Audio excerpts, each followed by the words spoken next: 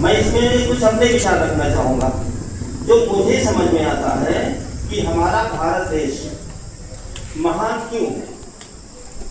भाई सभी लोग अपने देश को महान कहते हैं, क्या एक जापानीज अपने देश को महान नहीं कहेगा?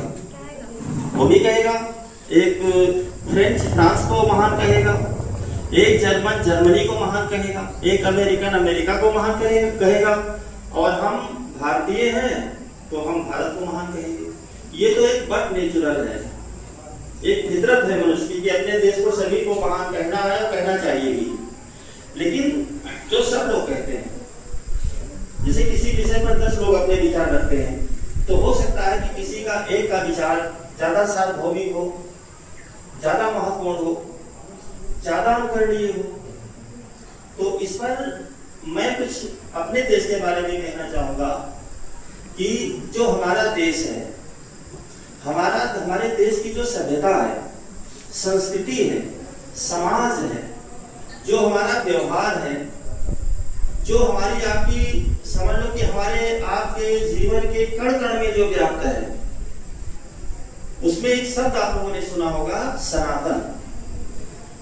सनातन का मतलब है कि जिस पर काल का कोई प्रभाव ना हो। बहुत पहले जैसा था वैसे आज है, वैसे लाखों करोड़ों वर्ष बाद भी रहेगा। तो हमारी जो पूरी की पूरी सभ्यता, संस्कृति, जो हमारे इमोशंस हैं, वो मोस्टली डिपेंड है सनातन पर। अब वो सनातन क्या है, उस पर भी मैं कुछ बात करना चाहूंगा। क्योंकि देखें, कुछ बातें होती हैं जो सत्य होती है, लेकिन व्यवहार में हम उसको सत्य नहीं मान पाते हैं। जैसे आप लोग विचार करें कि जब एक देश हमारा है तो एक देश के सभी नागरिक समान हैं। ऐसा तो है नहीं संविधान में कोई अलग नागरिक है, कोई दूसरा नागरिक है। ये बात और है कि मैं राम की पूजा करता हूँ, कोई अल्लाह की पूजा करता है, तो व्यवहार है उसका, ये उसका अपना निज धर्म है।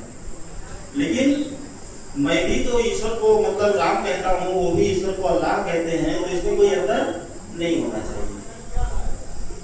सनातन का मतलब है कि एक पूरी पृथ्वी को, जैसे हमारा एक सबसे बड़ा सिद्धांत है वसुधैव कुटुंबकम, उसमें भारत को कुटुंबकम नहीं कहा गया।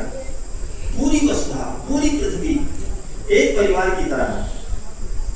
एक अमेरिका में मान लो एक कोबरा है, मैं भारत में रहता हूं, वो भी मेरे एक परिवार की तरह है। तो एक वसुधैव कुटुंबकम की बात है।